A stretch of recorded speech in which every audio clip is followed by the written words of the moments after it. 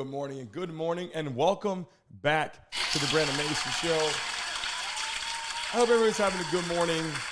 Listen, it's the first time I'm back live in the morning at 10 o'clock. I'm not supposed to be on here every single day last week as well. And I apologize. It's only because I've been doing play-by-plays every single day almost with all the playoff action with the Lakers and the Celtics, Timberwolves, lots going on, obviously, the Nuggets. But we're back on it right now. We're good. We're back on this live. Good morning to everybody who's watching right now and people that will come in after the live cast.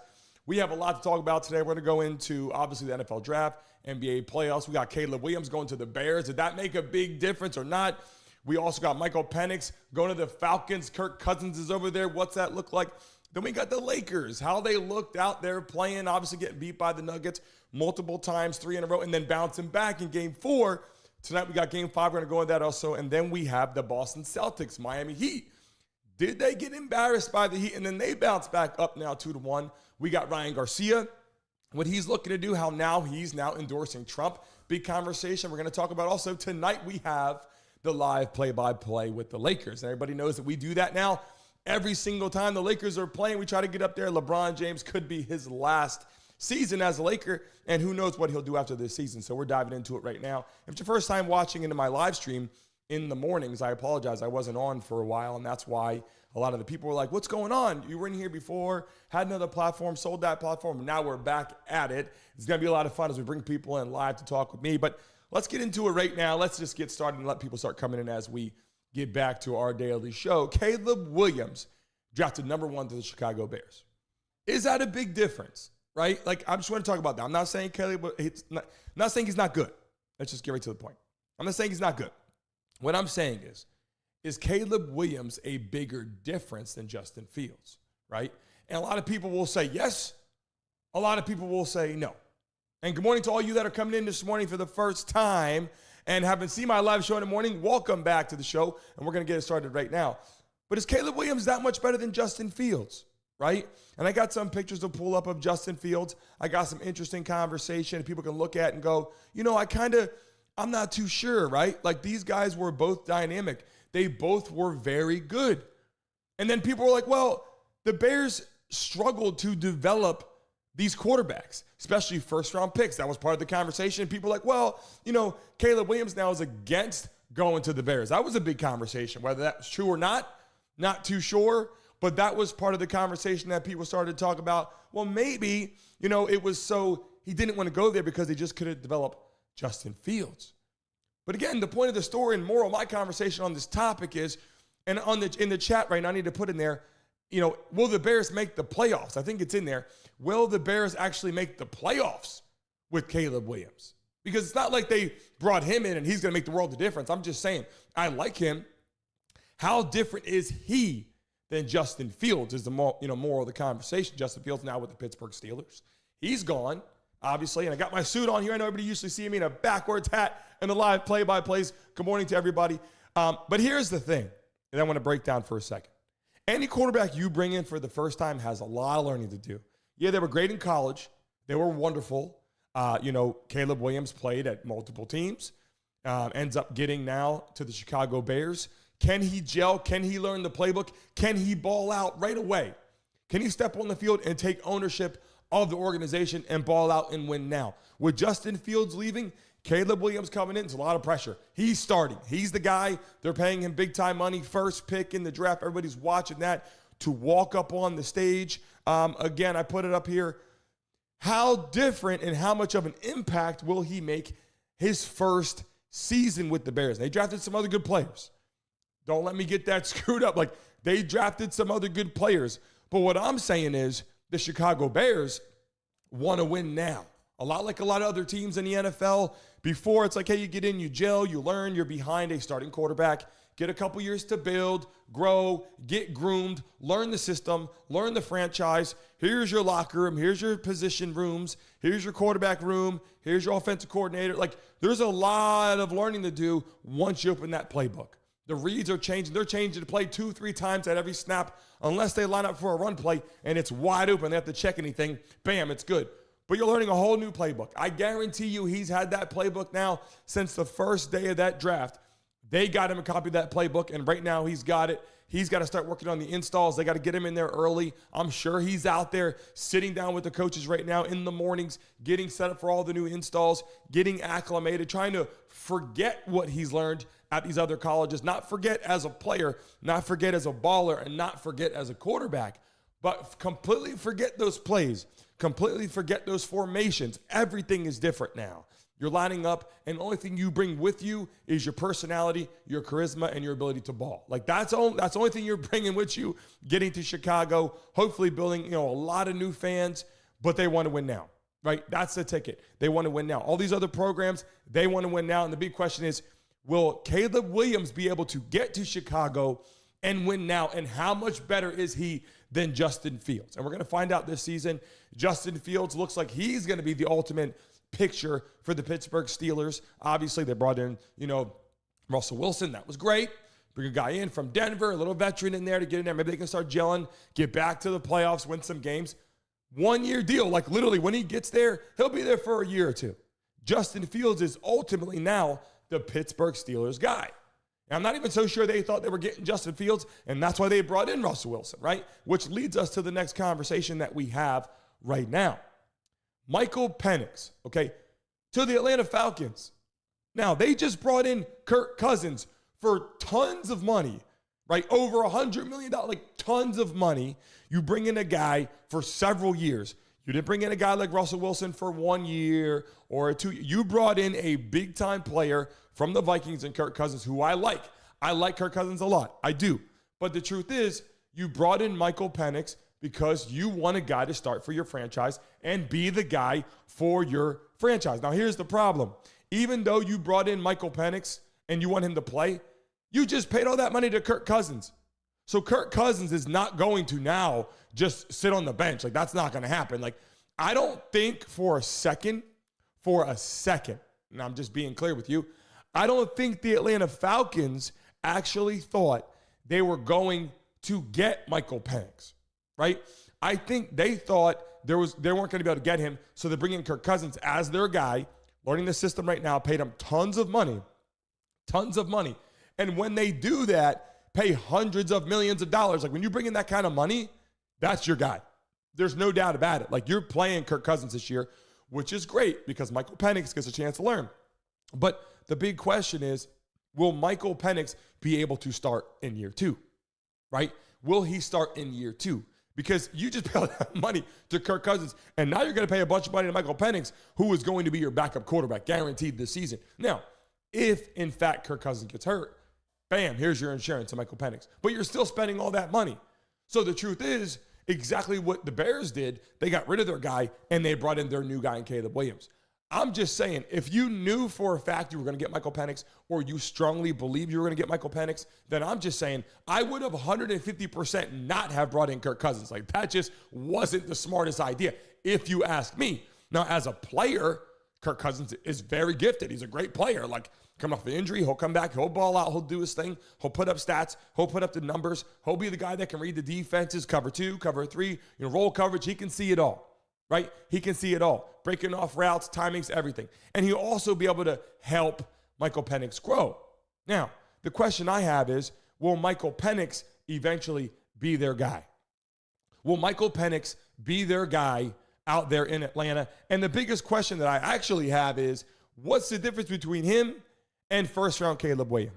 Right? Like Caleb Williams, 6'1", 215 pounds or so. Michael Penix, 6'3", 215 to 220 pounds. So you're talking about someone who's pretty damn gifted, right? We're talking about a guy who showed up. He showed up at the national championship game, and he played well. He's had better games, of course. His receivers had better games. That's also a combination. They had a chance to win. No doubt they had a chance to win a national championship game. They just fell short, but he balled out. Michael Penix, they're quote-unquote saying he's got the strongest arm at all the quarterbacks.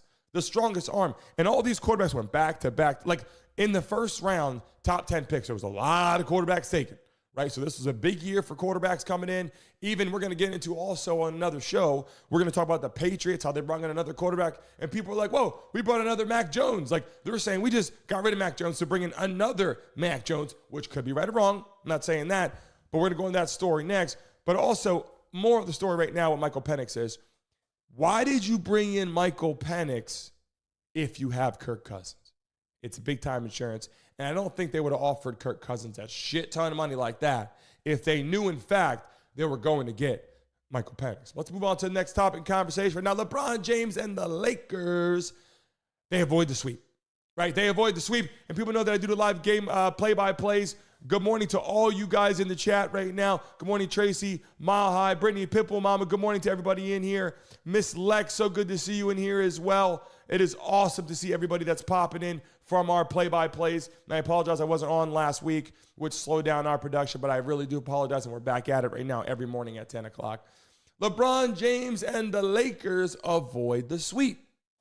A lot of people thought for sure that, they were going to get swept, right? They thought for sure they were going to get swept. And you know what's good about this is one of the best basketball players in a lot of people's eyes, the best basketball player, gets a chance to play another game with the Lakers. And people were like, well, they were supposed to get swept by the Nuggets. I'm just saying the Nuggets are pretty damn good, right? Like watching the Lakers show up and ball out, be up by 20, and then get beat. You're like, all right, something's going on here.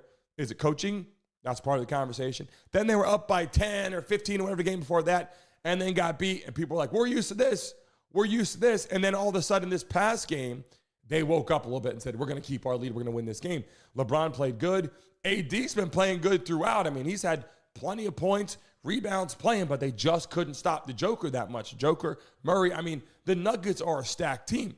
They're a stacked team. All I'm saying is it's so great to see LeBron James have another chance to get out there and play again. I got some other pictures on here as well with LeBron James and AD out there balling together. I'll pull this up here now. Watching these two play has been great. Watching these two players, ball out together has been great. And especially in the part of the career that it is for both of them, more importantly for LeBron James, I'd say, because of his status quo, where he's going next season, having the opportunity, obviously, to either retire as a Laker or start the next topic of conversation, which we talk about in our play-by-plays, is exactly, and Mike, welcome back to the show, bud. So good to have you on here. Mike Lyons, Talk by Chat Sports, just joined our show and our program. Show him a lot of love. It's an awesome guy. I love building our platform as we do. And Risha, welcome to the show. It's so good to have you on here as well. No sweep, of course. You were so happy about that, I know, with the Lakers bouncing back. But here is the real story here that I have on LeBron James. I'm so glad to watch him play another game. Why? Because he's one of the best of all time. It's him. It's Michael Jordan and LeBron James most of the time. Some people love Kobe Bryant. Some people have their other favorite players on the court. I'm just saying people love Steph Curry. But ultimately, if you look at, most of the world, the dynamic is Michael Jordan and LeBron James. And I don't think people realize how important it is that he's on the court. And for the fan base, for the viewership, when LeBron James is playing basketball, people are watching basketball. If LeBron James doesn't play tonight, there's going to be a lot of people not watching basketball. Let's just call it what it is. If Stephen Curry isn't playing when you're watching, the Warriors, there's a lot of people not going to that game. Like, I was going to go tonight. Stephen Curry's not playing. I'll go to the next game. So all I'm saying is LeBron James has offered a lot to the dynamic of sports, to basketball, to the fan club. I think people should cherish that. Obviously playing with Cleveland, playing with the Miami Heat, going to the Lakers. He's won championships everywhere. That just gives him the ultimate respect. Obviously, some people say Michael Jordan, but I give ultimate respect to LeBron James. He's balled out for all these years. And the truth of the matter is, are we seeing the last playoff game of LeBron James, right? Like, are we seeing the end of LeBron James' career as we know it in the playoffs, in the postseason, getting to the NBA Finals? Because if he gets beat tonight, which we're going to again, if he gets beat tonight, by the Nuggets, it could potentially be the fact that that's it.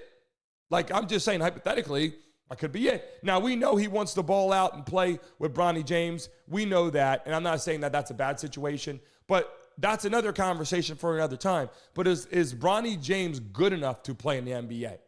Now, I'm not saying he can't be in the course of a couple years. That's great. But will he be able to ball out in the NBA with NBA caliber players when I believe him at USC was not all that? Like, I'm not saying he was there and he was just terrible, but we're talking about, hey, he's going to the NBA. If that's the case, a lot of people on his team that might have a chance, right? Because Bronny's good, he's gifted, but nothing like what LeBron James has done early on in his career. And this younger son, Bryce James, who looks more like the LeBron James specimen, like 6'6" or something, very, very young, also gifted. He's got another chance, right? People are going to start talking about him now. So I'm looking forward to that. Welcome to the show, Control. So good to have you on here. Everyone in the live stream, you guys get a chance to see I'm back on here Monday through Friday live at 10 a.m. Eastern Standard Time. Move on to the next topic of conversation. And we have on here the Boston Celtics bounce back after embarrassment, right? Embarrassing, right? So, and look, here's the thing. When I look at the opportunity for them to play in the playoffs, the Celtics are loaded. Jaylen Brown, right? Love watching him. Jason Tatum, love watching him. Porzingis. When you look at the Celtics ball club, they were on my list. Like, they were really on my list of the top players, in the playoffs right now. I had, to be completely honest with you, I had on my list, I had the Nuggets, I had the Timberwolves, I had the Celtics, right? I'm like, Celtics are going to be damn good, right? And overall, I look at it and go, wait a second. They just got beat by the Heat without Jimmy Butler, right? And I got a picture of Jimmy B, and you guys know I pull up Jimmy Butler when I can because Jimmy B just does Jimmy B things, right? Like, this is what I'm talking about right now. Like, Jimmy B showed up like this, in the chat right now. What do you guys think about Jimmy B's? What do you think about that look right there? You can be completely honest.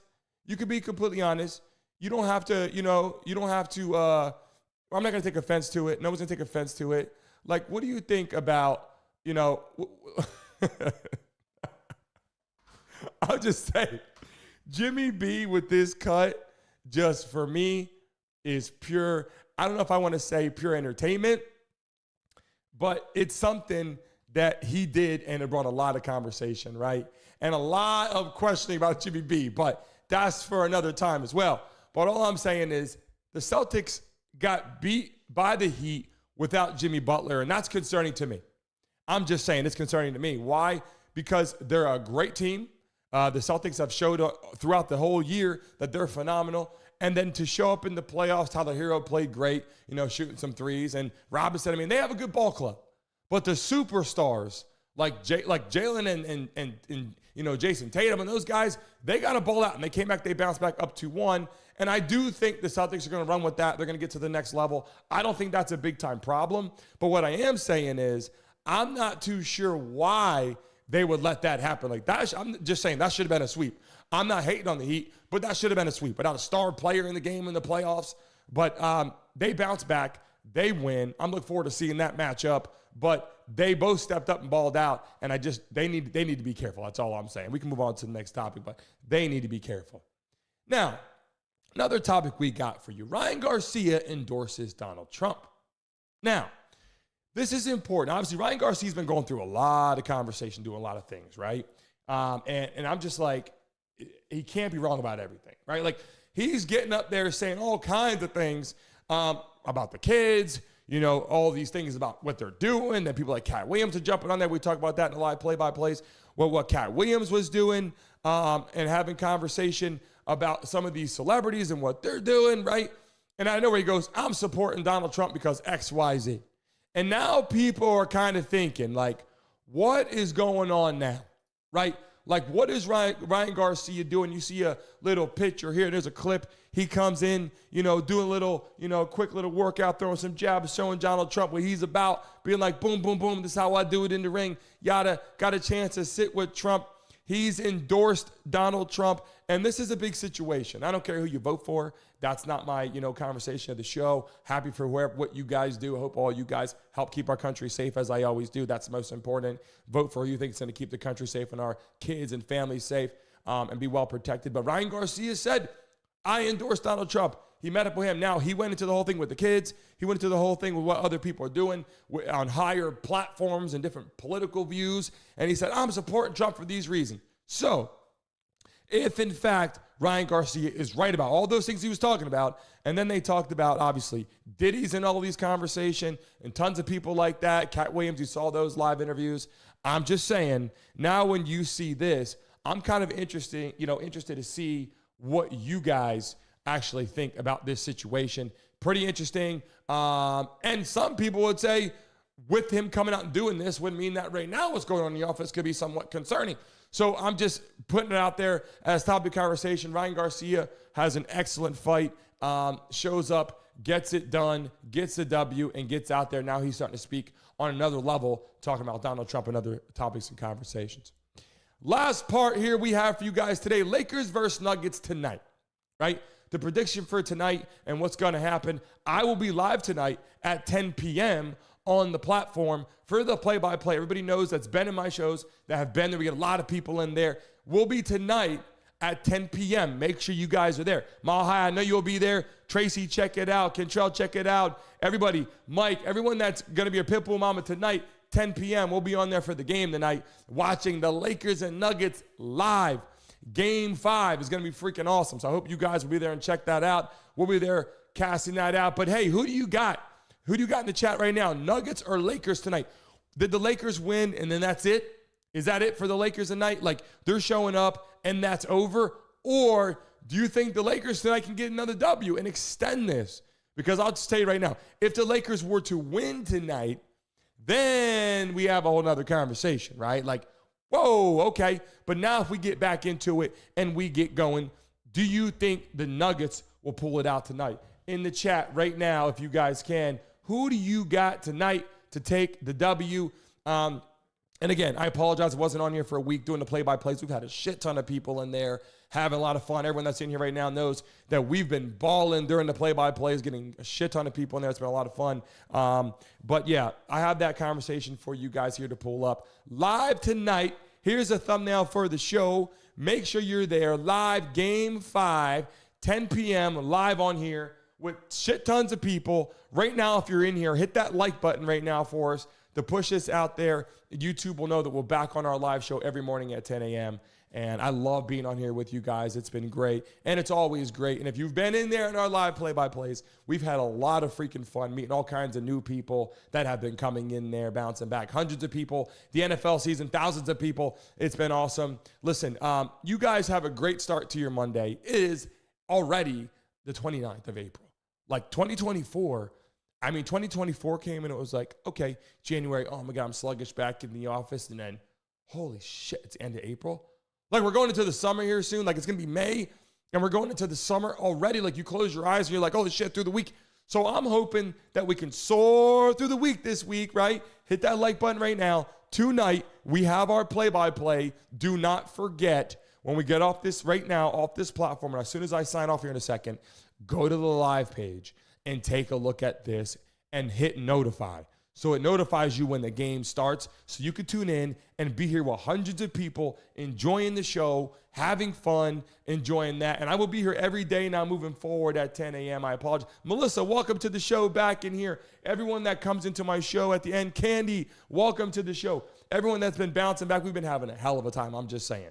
So before you guys get off here, Risha, Kentrell, Pipple Mama, Timothy, good to see you in here, man. It's been awesome to have you guys as well on the live stream, play-by-plays, everybody. Mike, Anthony Edwards, so good to see you in here too. A lot of people that are popping up from the live play-by-plays has been freaking great. And yeah, I got this damn suit on. I got this red suit on today. A little hot in Miami. We're going to get this off for tonight. But I'm looking forward to seeing you guys and pulling up our conversation and talking tonight because it's going to be a lot of freaking fun. Put in the chat who you got if you haven't yet. Lakers or Nuggets tonight, 10 p.m. Make sure you guys are all there because it's going to be a lot of freaking fun. And we had some bets going on. I'm just saying, I let a lot of people slide on the bets, gave a lot of people some hall passes. I'm just saying, but watching LeBron tonight, if you didn't think about it, this could be the last time that you see LeBron James. Like this legit could be the last time you see LeBron James in the playoffs. And I'm just saying, so you better not miss it. We're live. We do the play-by-plays. We got the audio, the sound coming in. I look forward to seeing all of you guys in there tonight. It's going to be a lot of fun. And listen, it's Monday. Don't rush to work. Don't go crazy on the road. Take your time. Enjoy your day. Nothing is worth all that craziness. Let's enjoy it and have fun and stay blessed. And I will see you guys tonight at 10 p.m. When I sign off right now, go to my page, click the live, and make sure you find the 10 p.m. thing and hit notify. So when we start at Really, I think we're going to start at like 9:45, to be honest with you. Starts at 10. We go live at 9:45. We get everybody in there. We start BSing. I light some cigars up. I got some drinks out here. We have a lot of fun. Everyone that's in here right now, you guys already know what time it is. And we will see you guys there and get hundreds of people again tonight. I'll look forward to seeing you guys.